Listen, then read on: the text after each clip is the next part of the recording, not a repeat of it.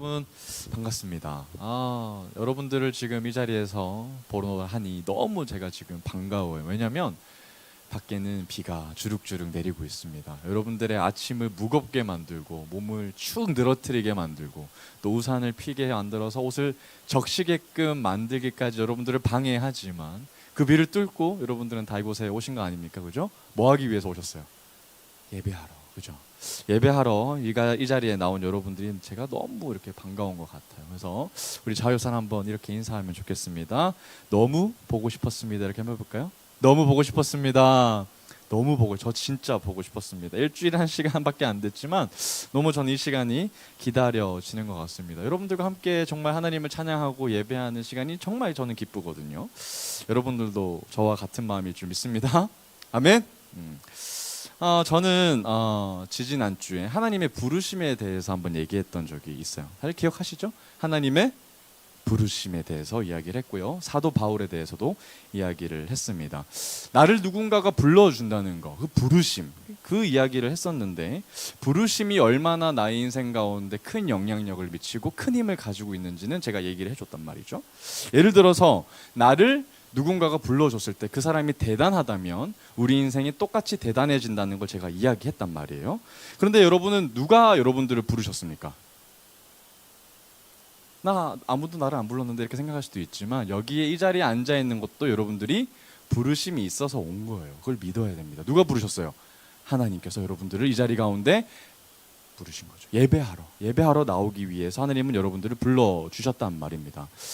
그분이 나를 불러주셨단 말이에요. 하나님께서 우주 만물을 지으신 전지전능하신 그분이 나를 이 자리 가운데 예배하기 위해서 불러주신 겁니다. 이 설교하는 저만 여러분들을 위해서 불러주신 자리가 아니라 모두가 동일하게 하나님께 예배하는 자로 부름을 받았다는 사실 여러분들 꼭 믿어야 합니다. 그러면 여러분들 이 설교를 통해서 꼭 반드시 이 문제를 해결함 받기를 원해요. 왜 부르셨을까? 하나님이 그러면 우리를 부르셨다고 하는데 그러면 why? 왜 부르셨을까? 왜 하나님이 나를 부르셨을까에 대한 이야기들을 오늘 나누려고 합니다. 그러니까 이 설교를 듣고 찬양을 마지막하고 기도할 때는 그런 의문문이 모두 해결이 되어야 하는 줄 믿어요. 만약에 제가 부르심에 대해서 이렇게 얘기했던 적이 있습니다. 만약 대기업의 회장이 나를 불러준다면 어떨까요? 또 유력한 기술을 가지고 있는 어마어마한 기술력을 가지고 있는 교수님이 나를 불러준다면 또 어떻게 될까요? 그죠? 그런 부르심에서는 우리가 굉장히 기쁜 반응을 합니다. 그래서 여기저기 떠들고 다니는 거죠. 누가 나를 불렀다. 예를 들어 현대의 상무가 현대의 회장님이 나를 불렀다. 그래서 내가 필요한가 봐라고 이게 거들먹거리는 이야기이기도 한다고 하는 겁니다. 자, 그렇다면 그분들은 왜 우리를 부를까요? 세상 사람들은 누군가를 스카웃할 때 왜 스카웃합니까? 그죠? 필요하니까요. 뭐가?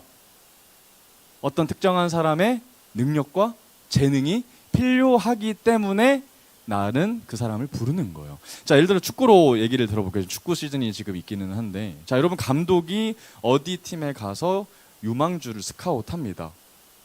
어떤 기준으로 스카웃해요? 이 사람이 우리 팀에서 잘 뛸 수 있을지 없을지를 잘 고려하고 판단해서 적재적소에 배치하는 거죠. 그러면 반드시 부르심에는 목적이 있다는 말이에요. 목적. 그래서 부름에 대한 이야기는 제가 목적이 있다고 얘기를 합니다. 그냥 부르는 이유가 없어요. 축구 선수가 돈을 많이 받고 가면 그만큼 뭘 해야 돼요? 성과를 내야 해요. 만약에 성과를 내지 못하면 어떻게 됩니까? 잘리는 거죠. 순식간에 또 다른 팀으로 가게 되는 겁니다. 그래서 세상의 부름은 반드시 그 부름에 대한 목적이 있고 이유가 있고요. 그 부름의 목적에 달성하지 못하면 안타깝게도 부름을 취소하게 되는 것이 세상의 흐름입니다. 그러니까 세상은 우리의 능력과 재능에 따라서 달란트에 따라서 우리를 부를지 안 부를지를 고민하고 판단한다는 거죠. 여러분들은 누군가의 부름을 받았던 적이 있습니까? 야, 일 하나가 있는데 같이 한번 해보자. 너의 재능이 필요해. 이러면서 여러분들에게 프로젝트를 다가온다든지 여러분들의 재능을 같이 공유하기 위해서 다가왔던 적이 있으십니까? 저는 잘 없는 것 같아요.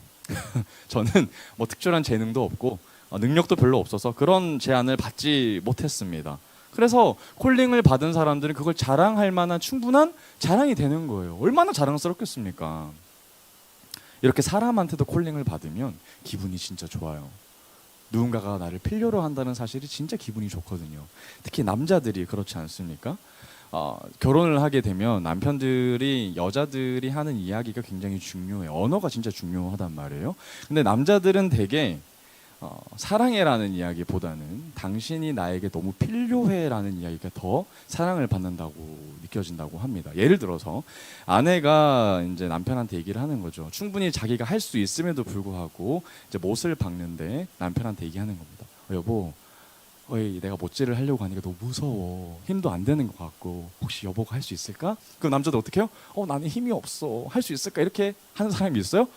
절대 없어요. 하루 종일 그 사람 못 들고 다닙니다. 어디 또 어디 박아줄까? 하루 종일 다녀요. 그러니까 나의 능력이, 나의 보잘것없는 능력이 그 사람에게 필요하다고 생각이 되어지고 판단이 되어진다면 너무 행복한 거예요. 남자들은 그렇단 말이에요. 그런데 하물며 사람한테도 그런 인정을 받으면 너무 기분이 좋은데 하나님께서 여러분들을 불러주셨다? 여러분들 이거는 그냥 넘어가면 안 되는 거예요. 정말 하나님께서 여러분들을 부르셨다? 정말 여기에 여러분들은 황송한 마음으로 와, 어떻게 그런 일이 있을 수 있을까를 생각하고 느껴져야 한다는 겁니다. 자, 하나님이 여러분들을 부르셨어요. 자, 불렀단 말이에요. 자, 그렇다면 제가 또 얘기합니다. 왜 부르셨을까요? 세상의 방식과 세상의 법칙대로 부르심에 대한 이유가 있다면 똑같이 하나님도 여러분의 노력과 재능이 필요하셔서 여러분들을 부르셨을까요? 여러분들이 하나님 나라에 무언가가 할 것이 있기 때문에, 하나님 나라에 뭔가 도움이 될 만한 여러분들에게 재능이 있기 때문에, 노력이 있기 때문에, 시간이 있기 때문에 헌신하도록 만들기 위해서 하나님이 여러분들을 부르신 걸까요? 세상처럼? 세상이 흘러가는 방식처럼? 그걸 오늘 여러분들이 답을 얻기를 원합니다. 나를 도대체 부르신 이유가 뭘까? 하나님이 나를 왜 불렀을까? 라는 걸 고민한다는 거죠. 그래서 오늘 설교 제목이 뭐예요? 우리를 부르신 이유예요. 그 이유에 대한 해답을 오늘 한번 살펴보기를 원합니다. 자, 오늘 1절인데요. 우리 성경책을 보고 있는 사람들은 같이 한번 따라왔으면 좋겠습니다. 1절입니다. 함께 읽어볼게요. 시작. 천국은 마치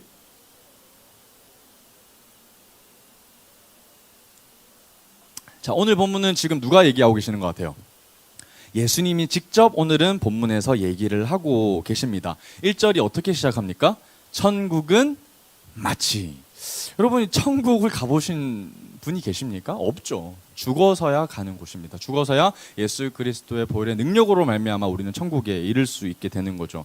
천국을 가보지 못했기 때문에, 천국을 가본 사람이 이 땅에 없기 때문에 우리는 천국에 대해서 구체적으로 얘기할 수도 없고요. 무엇이 맞다고도 설명할 수는 없습니다. 그러나 천국은 반드시 있지요. 예수님께서 있다고 말씀하셨기 때문에 그래요. 근데 예수님께서 천국이 어떠한 곳인지를 묘사하는 부분이 몇 군데가 있는데 그 부분 중에 한 부분이 바로 이 부분이란 말입니다. 그래서 이 부분을 통해서 우리가 앞으로 가게 될 천국의 모습이 어떠하겠구나를 우리가 생각할 수가 있는 것이죠. 자, 그런데 예수님께서는 우리에게 천국에 대해서 이야기를 하고 계시는데 어떻게 이 천국을 묘사하고 계시냐면요. 본질적으로 세상이 살아가고 있는 이 땅과 나중에 우리가 장차 가게 될 하늘의 땅은 본질적으로 다름에 대해서 얘기를 하고 있어요. 우리의 사고와 우리의 생각과 상식과 법칙대로 적용이 되는 곳이 아니라는 것을 다시 한 번 더 기억했으면 좋겠습니다. 천국은 그런 곳이 아니에요. 자본주의로 흘러가는 곳이 아니란 말입니다. 오직 하나님의 법칙대로 흘러가는 새로운 땅이란 말이죠. 자, 그런데 그 예수님께서 이 완전한 땅, 완전한 곳의 모습을 얘기해주고 계시는데, 자, 근데 그걸 어떻게 설명해주고 계시냐면요. 설명을 잘 눈높이를 맞추어서 지금 해주고 있단 말입니다. 자, 근데 문제는 뭐냐면 예수님께서 장소에 대해서 이야기를 잘 해주시는 것이 아니에요. 여러분, 예를 들어서 제가 스타벅스에 대해서 여러분들에게 지금 설명해 준다고 한다고 가정을 해봅시다. 그럼 어떤 이야기를 해야 될까요? 스타벅스를 한다. 바리스타가 있고 안에 들어가면 잘 인테리어가 되어 있고 조명도 깔려 있고 의자도 세팅이 되어져 있고 누구든지 와서 커피를 마실 수 있는 공간이 충분히 마련되어 있고 저쪽으로 넘어가면 드라이브 스루까지 있어서 자동차로 커피를 얻을 수 있는 곳이야. 그런 곳이 스타벅스가 가지고 있는 장소적인 특징이야라고 얘기하지 않겠습니까? 그죠? 그럼 천국에 대해서도 얘기를 한다고 하면 어떤 이야기를 해야 돼요? 천국은 정말 아름다운 향기가 나고 뭐 하늘이 엄청 높고 동물이 뛰어다니고 이런 얘기를 해야 장소에 대한 묘사가 정확하게 이루어지는 거 아니겠습니까? 그죠? 그런데 오늘 예수님께서는 그런 이야기를 하고 계시지 않는다라는 말이죠. 1절에 보면 뭐라고 얘기하시냐? 천국은 마치 품꾼을 얻어 포도원에 들여보내려고 이른 아침에 나가 뭐와 같다?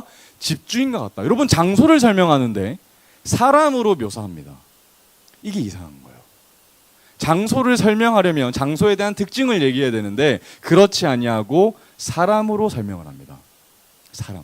그러니까 이 사람이 가지고 있는 어떠한 가정적인 이야기, 지금부터 설명할 이 이야기가 너무 중요한 거예요. 앞으로 이 집주인이 어떤 이야기를 벌여 나갈 것인가가 앞으로 우리가 살게 될 천국에 대한 이야기라는 겁니다. 천국에 대해서 이야기를 이제 하는 겁니다. 자, 이른 아침에 나간 집주인, 천국은 마치 이와 같다라는 말이 이제 무슨 말인지 한번 살펴볼게요. 2절입니다. 그가 하루 한 데나리온씩 품꾼들과 약속하여 포도원에 들여 보내려고. 지금 집주인이 이른 아침 새벽입니다. 새벽같이 일어나가지고 지금 품꾼들을 장터에 나가서 만나려고 하는 겁니다. 지금 여러분들 쉽게 생각하면 어디로 나가냐면 인력시장으로 나가는 거예요. 여러분 인력시장 가봤습니까? 인력시장 가면 하루에 사람들이 새벽같이 와서 오늘 일자리를 찾기 위한 일용직 노동자들이 질비하게 서 있어요. 젊은 사람 없는 거 아닙니다. 젊은 사람도 많아요. 특히 코로나가 터지면서 정말 많은 사람들이 인력시장에 질비하게 놓여져 있단 말입니다.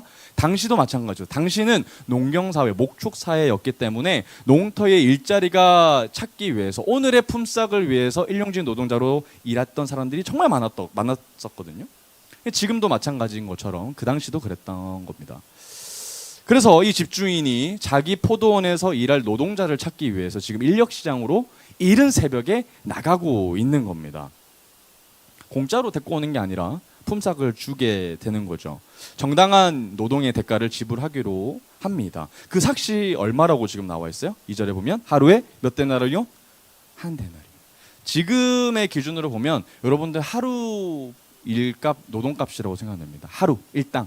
그러니까 지금으로 한 사람에 7만 원에서 8만 원 정도 해당되는 일당 정도 해당되는 금액이 바로 이 한 데나리온이라고 생각하시면 될 것 같아요.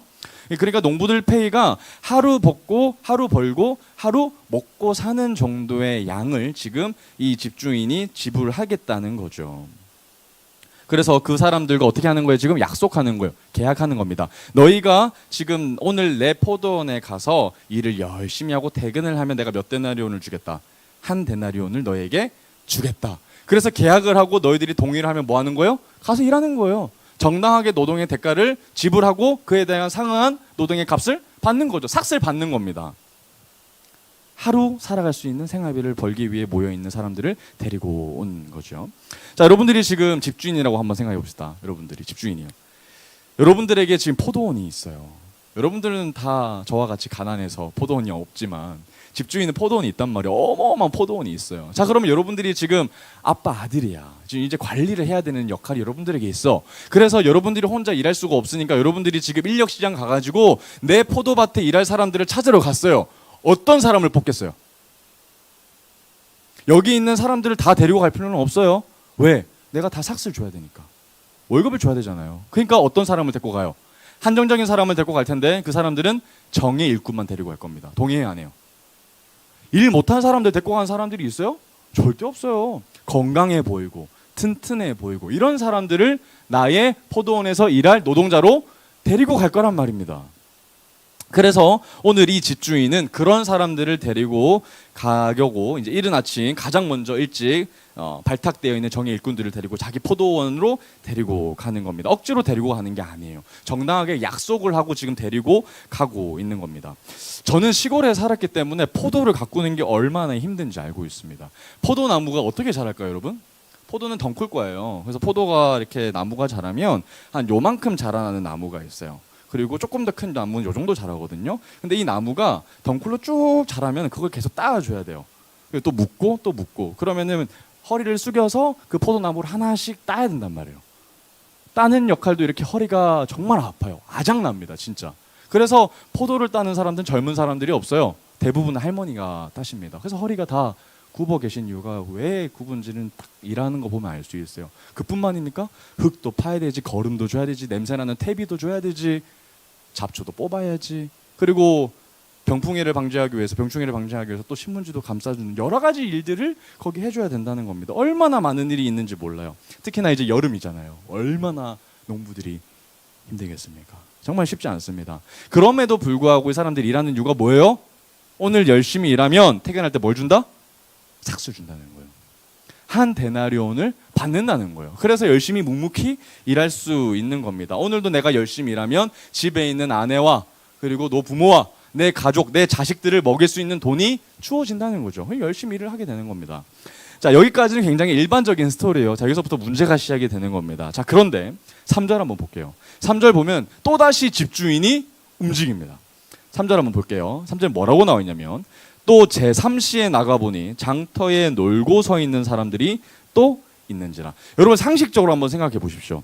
이른 아침에 집주인이 한 번에 가가지고 새벽에 나가서 한 번에 데리고 와야 되는 게 맞지 않습니까? 그죠?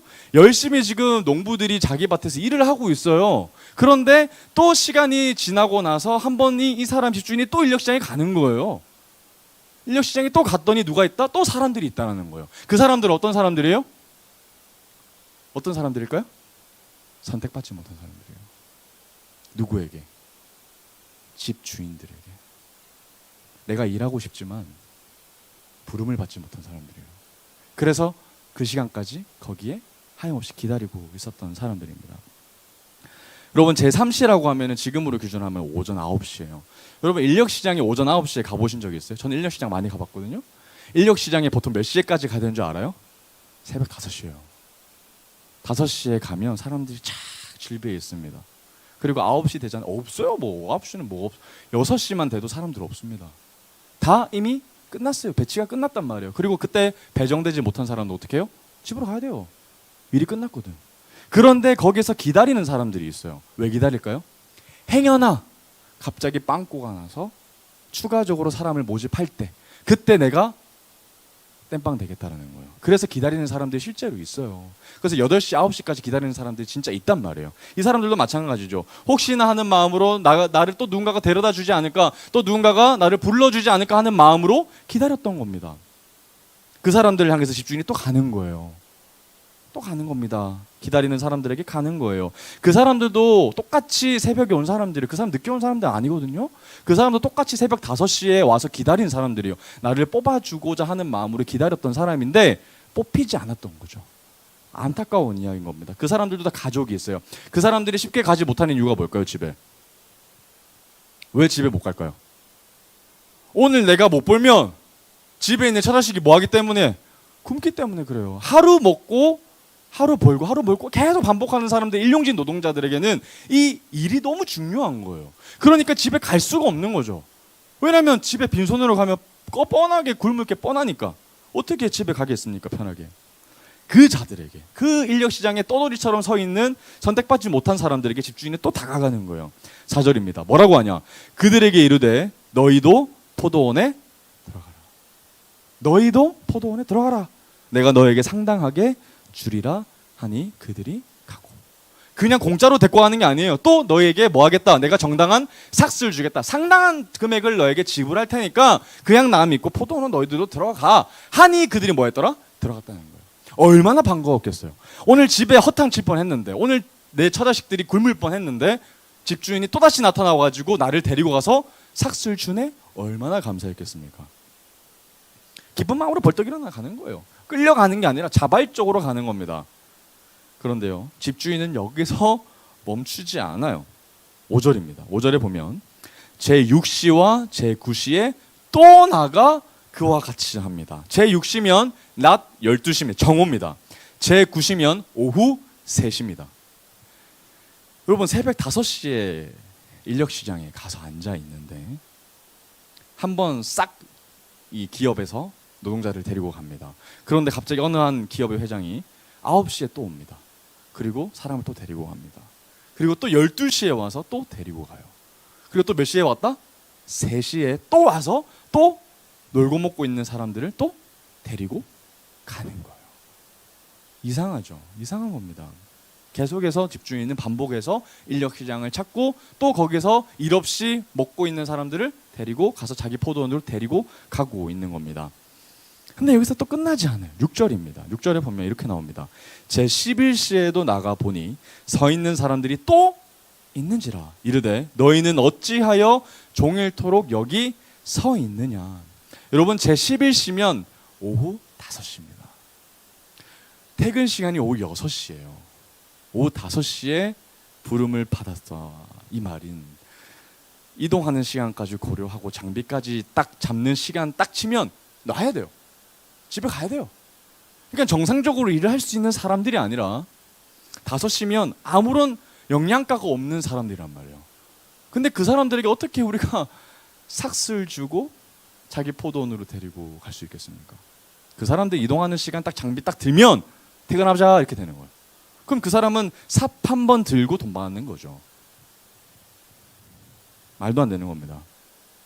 그런데 집주인이 그들에게 물어보는 거예요. 어찌하여 종일토록 여기 서 있느냐? 왜 너희들은 일을 하다 가지 않냐? 라고 물어보니까 7절에 이렇게 얘기하는 거예요. 구체적으로 얘기를 하는 겁니다. 이르되 우리를 품꾼으로 쓰는 이가 있다 없다? 없다라는 거예요. 우리가 이때까지 하염없이 5시까지 기다려봤지만 나를 불러주는 사람이 아무도 없다라는 거예요. 내가 혹시나 하는 마음에 이 시간 지나면 오겠지. 이 시간 지나면 나를 불러주는 사람이 반드시 있을 거라는 믿음으로 겨자씨 같은 믿음으로 있었지만 나를 불러주는 사람이 있다 없다? 없다라는 거예요. 그래서 나를 찾아온 집주인에게 하소연하는 거예요. 내가 아무리 기다려봤지만 나를 찾아러 온 사람이 아무도 있다 없다? 없다. 정말 속상한 이야기로 하고 있는 겁니다. 얼마나 가슴이 아팠겠습니까? 이제 저녁 시간이 다 되면 내가 저녁 반찬거리를 사들고 아이들에게 찾아가서 아이들에게 밥을 먹여야 되는데 돈이 없는 거예요. 나를 불러러 온 사람도 없고 어떻게 편하게 그 자리에 앉아 있겠습니까? 마음이 아프는 거죠. 그런데 그런 그들에게도 하나님은 포도원에 들어가라라고 명하고 계십니다. 퇴근 시간이 얼마 남지 않았음에도 불구하고 하나님은 그들을 찾으러 오셨고요. 또 그들을 데리고 포도원으로 데리고 들어가십니다. 5시에 온 자들은 행복하겠죠. 꿈의 직장 아닙니까? 출근하자마자 퇴근 그리고 봉급. 얼마나 좋아요. 그잖아요. 모든 직장인의 꿈 아닙니까? 출근복 갈아입자마자 자 퇴근하자. 예 감사합니다. 얼마나 좋아요. 그죠? 여기서 끝나면 참 좋은 이야기했지만 이제부터 이야기의 갈등은 시작이 됩니다. 뒤에 혹시 연수야 에어컨 한번 틀어주시겠어요? 고마워요. 자 8절 우리 한번 같이 읽어보도록 하겠습니다. 8절 같이 읽어볼게요. 시작.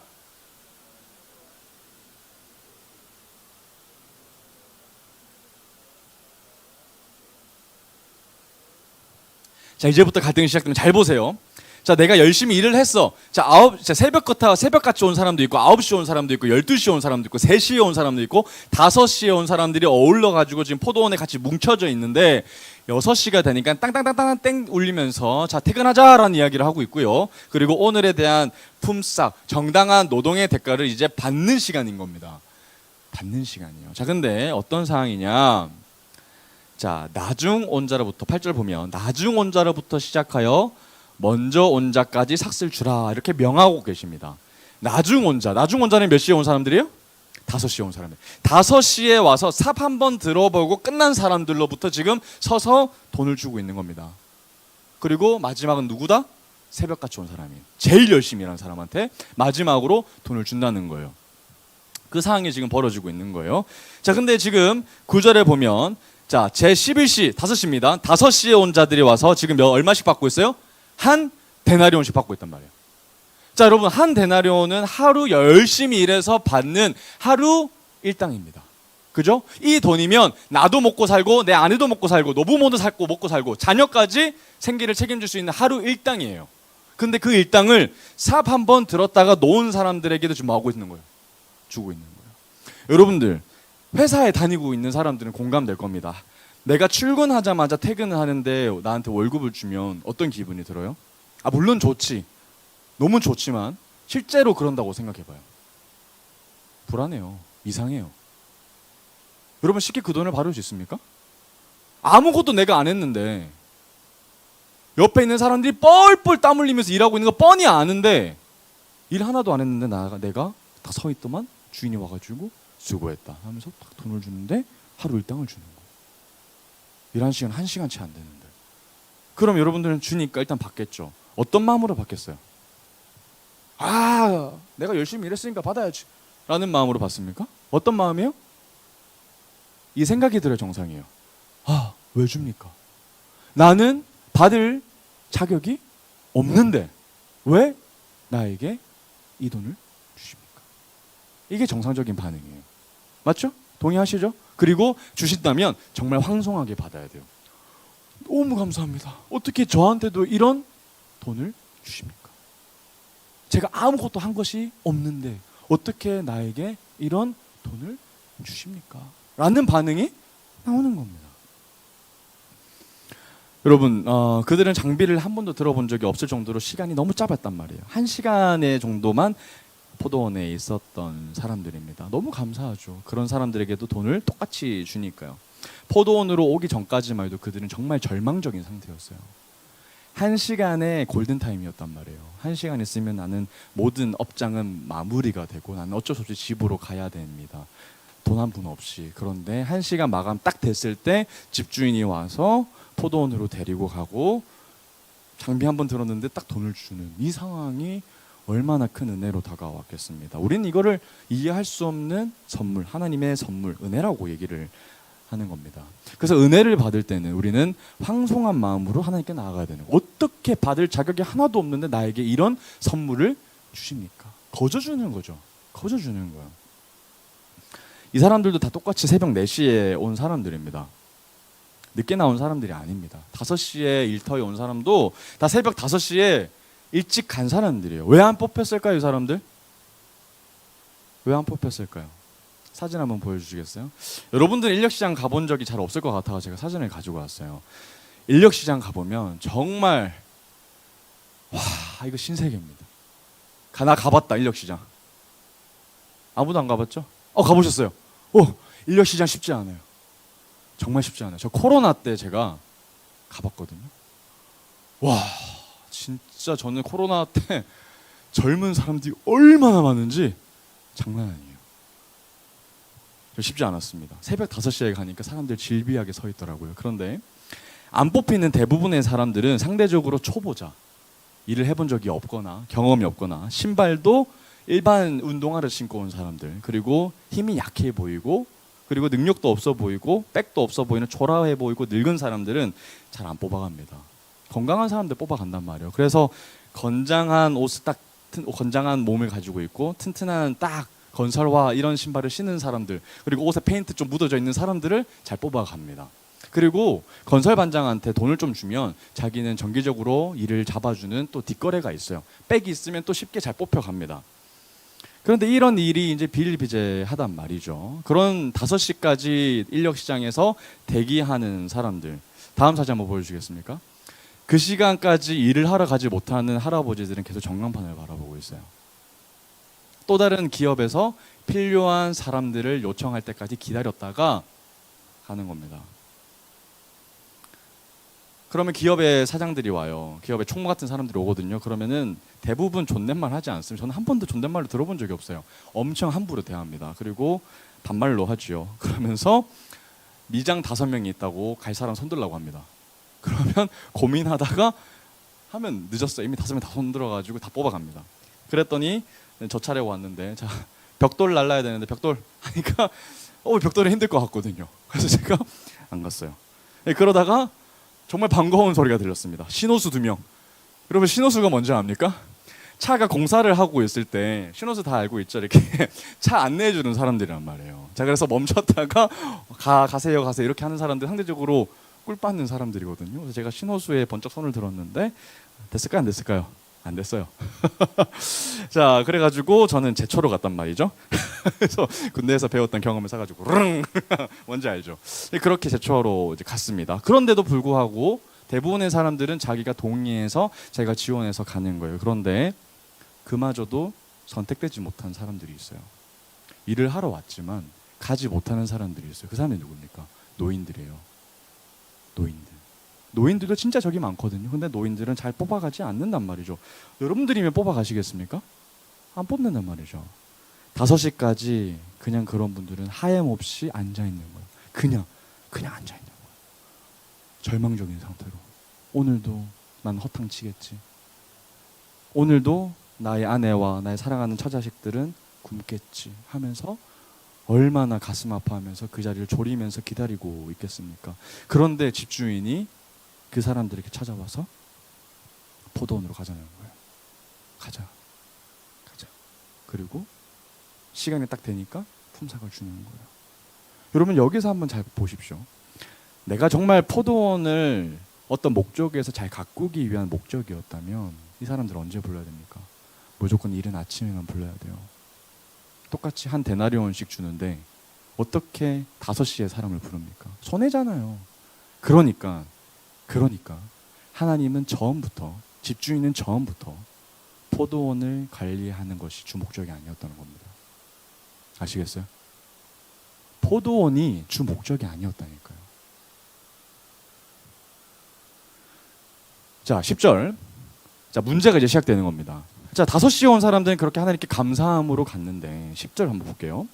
자, 먼저 온 자들이 와서 더 받을 줄 알았더니 그들도 한 데나리온씩 받은지라. 받은 후 집주인을 원망하이르되. 여기서 딱 무릎을 쳐야 되는 거예요. 와, 이게 뭐지? 여러분, 지금 5시에 온 사람들 여기 있어요. 제가 지금 돈을 주는 겁니다. 한 데나리온씩, 한 데나리온씩. 다 보고 있어요. 내가 지금 한 데나리온씩 지금 10,000원짜리 지폐를 꺼내고 다 보이잖아. 그러니까 이 먼저 온 사람들이 지금 1시간 일한 사람도 지금 한 데나리온을 받으니 자연스럽게 뭘 기대했겠어요? 아, 나는 이른 새벽부터 와가지고 땀을 뻘뻘 흘리면서 일했으니까 이거보다는 뭐 하겠다? 아, 그렇게 생각 안 했겠습니까? 이 사람하고 일한 양이 다른데 어떻게 그럴 수가 있겠어요? 그죠? 그러니까 이 사람은 자연스럽게 기대했단 말이야. 그랬는데 어떻게 되는 거예요? 실제로는 똑같이 한 데나리온을 받는 거예요. 그러니까 화가 난 거예요. 어떻게 5시에 온 사람하고 새벽같이 온 사람하고 품삯이 같습니까? 하면서 주인에게 뭐 한다? 원망하는 거예요. 어떻게 주인이요 그럴 수 있어요? 당신 잘못됐습니다. 당신이 나한테 어떻게 그럴 수 있어요? 그런 얘기 안 하겠어요? 지금 그런 얘기를 지금 이 사람들이 하고 있는 겁니다. 똑같이 한 데나리온씩 받은 게 너무 화가 난 거예요. 이 사람들이 계산하는 세상의 방법은요, 새벽부터 온 사람도 9시 온 사람도 12시에 온 사람도 다 돈이 달라졌다는 생각이 기본적으로 깔려 있는 거예요. 안 그런 거요? 그게 합리적이라고 생각했던 겁니다. 노동한 시간이 다른데 어떻게 똑같이 줄 수 있겠습니까? 억울하거든요. 형평성이 안 맞아 보이잖아요. 나는 죽어라 새벽부터 일했는데 얘들은 잠깐 삽 한 번 들었다가 똑같이 돈 받으러 가는 게 얼마나 배가 아프고 화가 났겠습니까? 여러분, 근데 진짜 이게 불합리한 걸까요?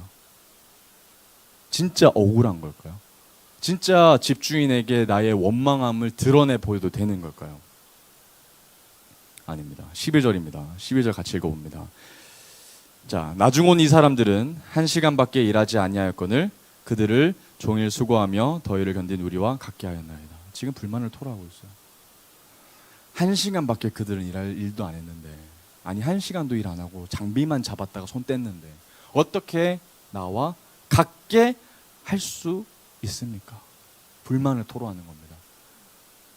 불만을 토로해요. 5시에 온 사람하고 이렇게 태도가 다르죠.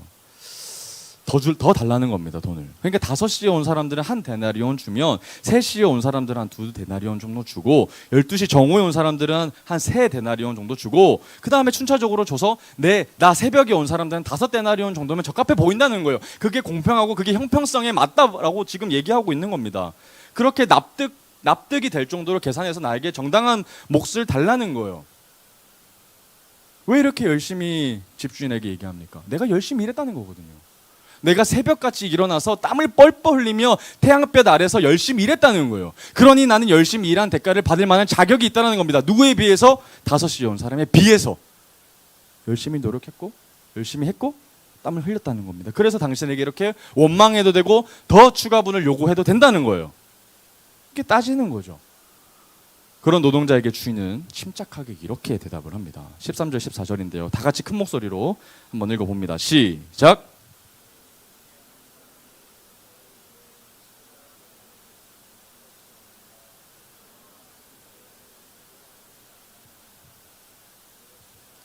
이것이나 가지고 가라. 나중 온 이 사람에게 너와 같이 주는 것이. 여러분, 집주인이 처음에 계약했다는 것을 여러분이 기억하십시오. 그냥 데리고 온 게 아닙니다. 그죠? 계약했을 때부터 계약서에 뭐라고 적었어요? 당신이 우리 집에 포도원에 와서 일을 열심히 할 경우 6시에 태어날 때 뭘 주겠다? 동해에서 왔잖아요. 아닙니까? 억지로 데리고 온 거예요? 아니잖아요. 당신이 동의했고 나도 동의해서 서로 쌍방간의 계약과 약속이 진행된 상태에서 이 사람들은 온 거예요. 한 데나리온을 받기로 했단 말이에요. 그래서 집주인은 한 데나리온 주는 게 뭐가 잘못된 겁니까?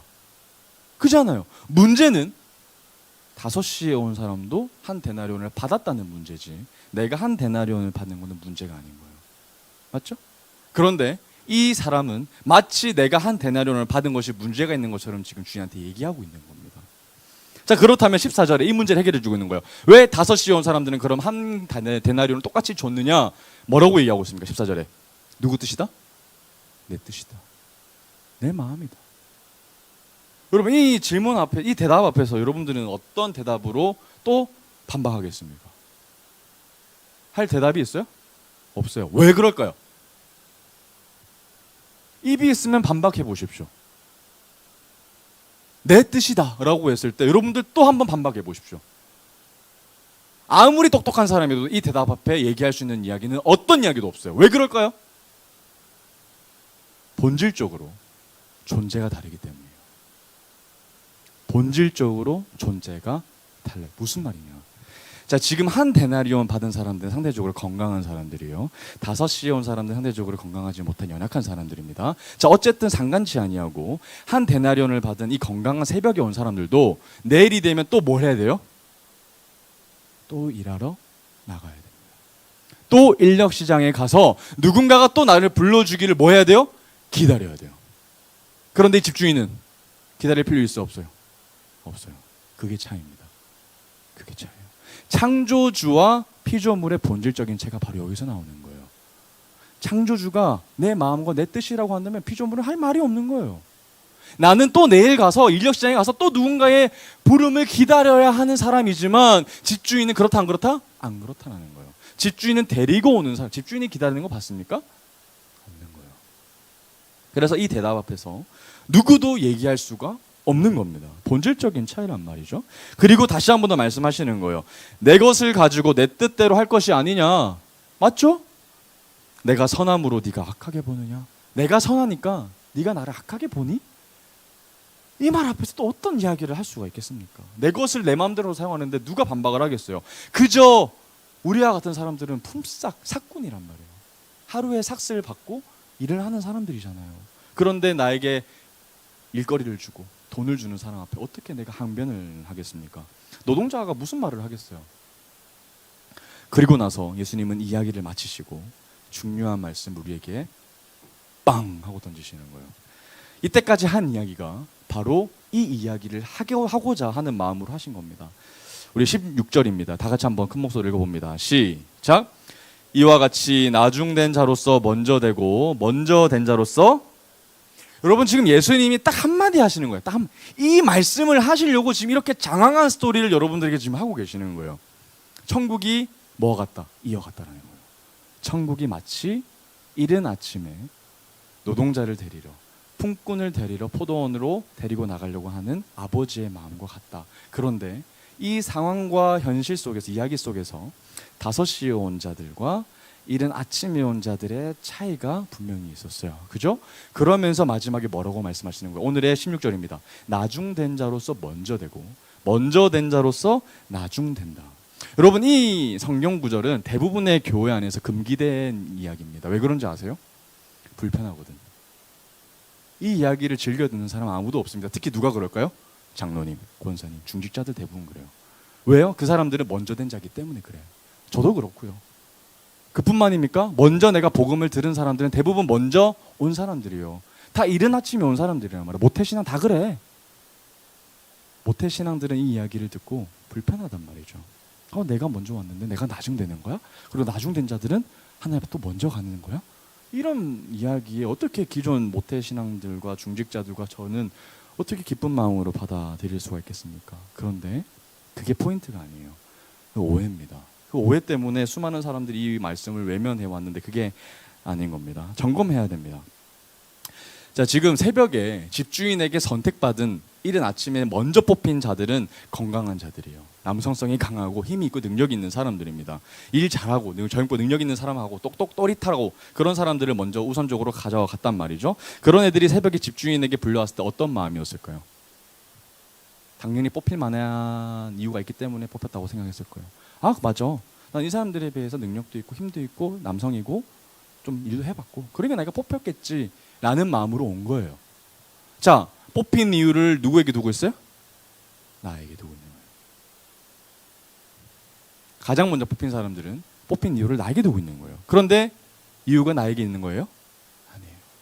철저히 하나님은 여러분들의 능력과 재능을 고려하지 않으시고 그냥 뽑으시는 거예요. 하나님의 마음과 하나님의 뜻대로.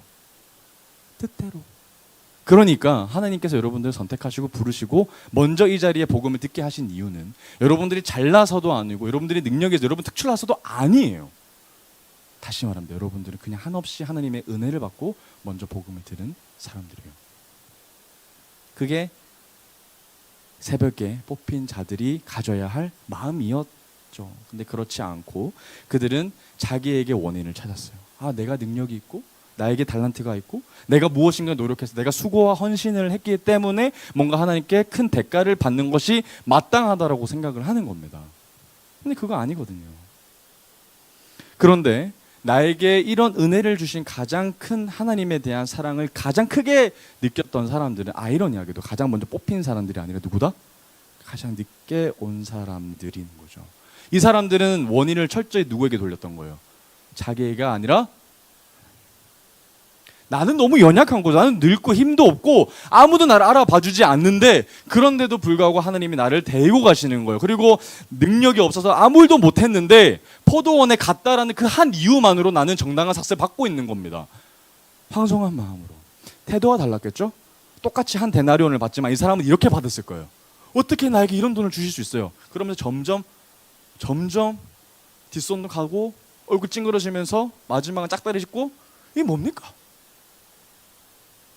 하나님 나라에 이런 지금 이야기가 펼쳐지고 있는 거예요. 우리는 이 상황 가운데 이 이야기 속에서 우리들을 돌아봐야 돼요. 나의 신앙을 점검해야 돼요.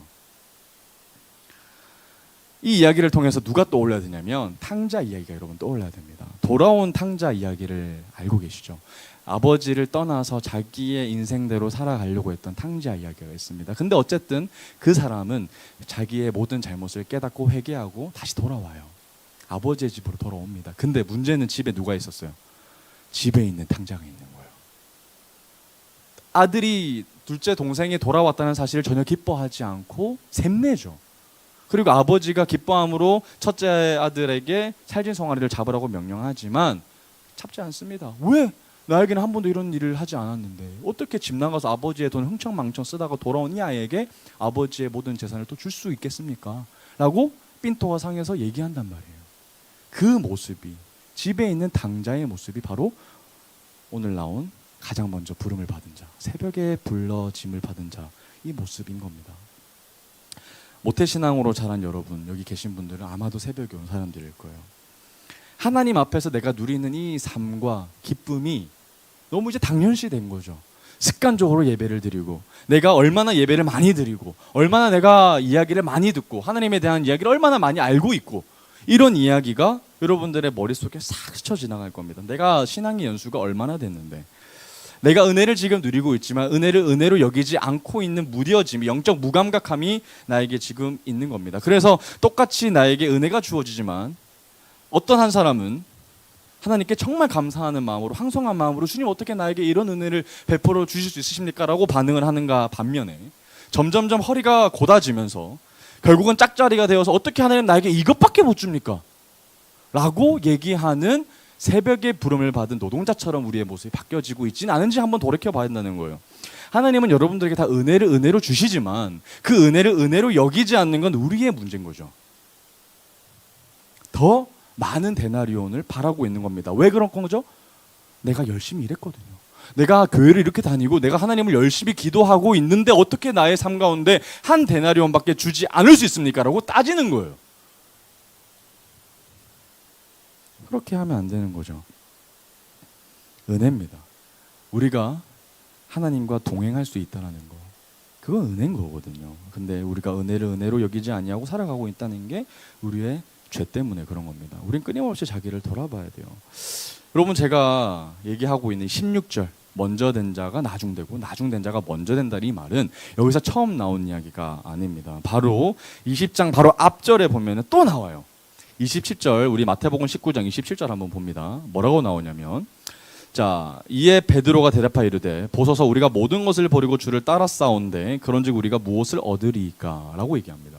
여러분 이게 무슨 말이냐? 베드로가 지금 자기의 배에 예수님이 탑승했을 때 예수님이 어마어마한 물고기를 잡게 해주신단 말이죠. 그러고 나서 베드로가 뭐라 그럽니까? 주여 나를 떠나소서라고 얘기를 합니다. 그죠? 그리고 나서 예수님이 이제 사람 낚는 어부로 콜링하시는 장면이 나와요. 그리고 베드로는 뭘 버려요? 자기의 생업 도구인 배와 그물을 버려두고 예수님을 따르러 갑니다. 그죠? 그 스토리 다 아시죠? 그리고 나서 이제 시간이 쫙 다 흐르고 예수님과 동행하는 시간이 흐르고 이제 19장에 와가지고 베드로가 어떤 소리를 하냐면 예수님, 내가 당신을 위하여서 배도 버리고 그물도 버리고 가족도 다 버리고 왔는데 이제 나한테 뭘 주시겠습니까?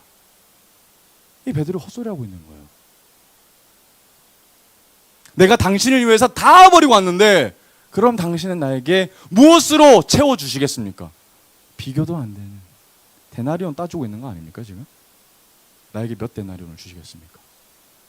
당신을 위해서 이렇게 많이 버렸는데 최소한 야고보와 요한보다는 더 주시겠지요? 이 말이에요 이거. 그리고 나서 예수님 얼마나 답답하셨는지 마태복음 19장 30절에서 얘기하시는 거예요. 그러나 먼저 된 자로서 나중되고 나중된 자로서 먼저 될 자가 뭐하다? 많다.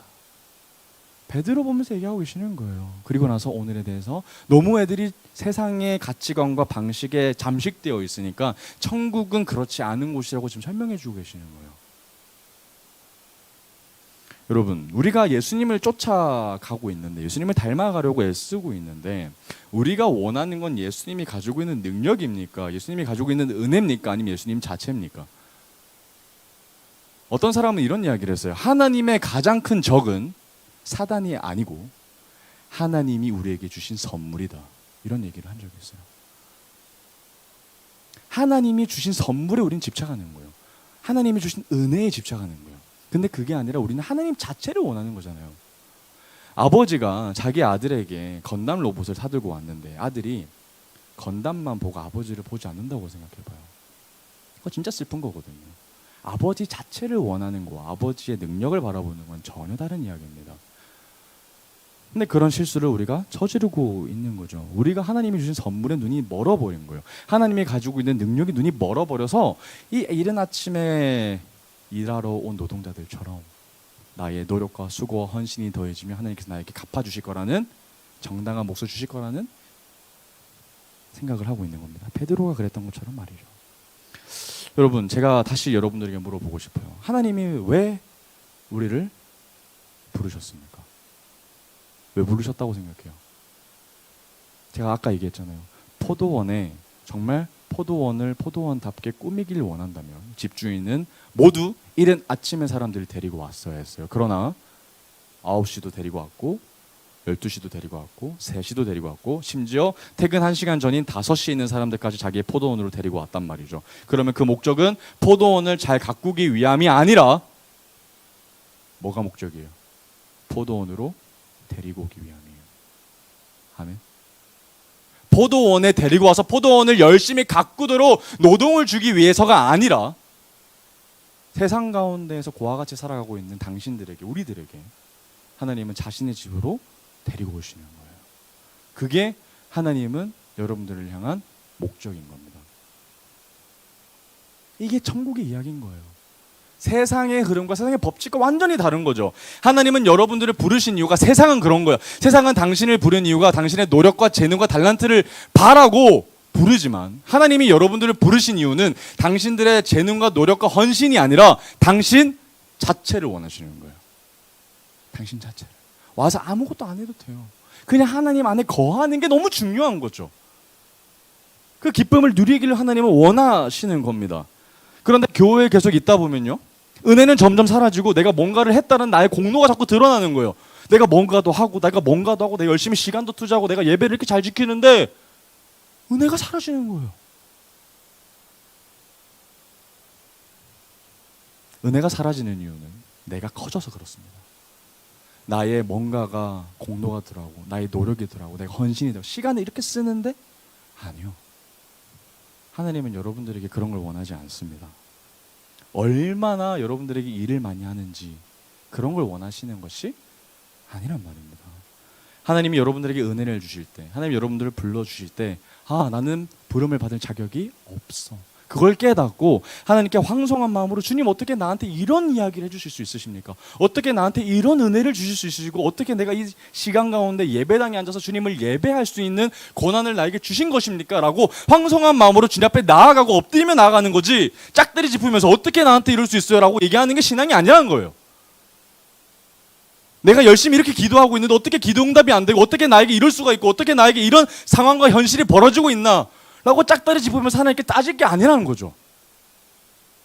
오직 우리는 하나님 앞에 나아가서 예배 드릴 수 있는 것 자체가 너무 황송하게 다가와야 되는 거예요. 여러분 절대 예배를 가볍게 여기지 마십시오. 찬양할 수 있는 거 정말 특권이고요. 예배할 수 있는 거, 여러분들은 하나님께 부름을 받은 자들이기 때문에 이 자리에 앉아서 예배 드릴 수 있는 거예요. 그걸 여러분들이 깨닫기를 바랍니다. 하나님이 당신을 부르신 이유는 단 하나입니다. 하나님께서 바로 당신을 원하시기 때문에, 당신의 능력을 원하는 게 아니라 당신 자체를 원하시기 때문에, 그 이야기를 여러분들 꼭 말씀으로 믿고 우리도 역시 그 하나님을 나도 원합니다 라고 똑같이 고백할 수 있기를 간절히 소망합니다. 아멘. 우리 찬양하며 나아갑시다. 우리 찬양팀 나와주시고요. 자, 오늘 우리 들었던 설교를 기억하면서 우리 같이 찬양하며 나갔으면 좋겠습니다.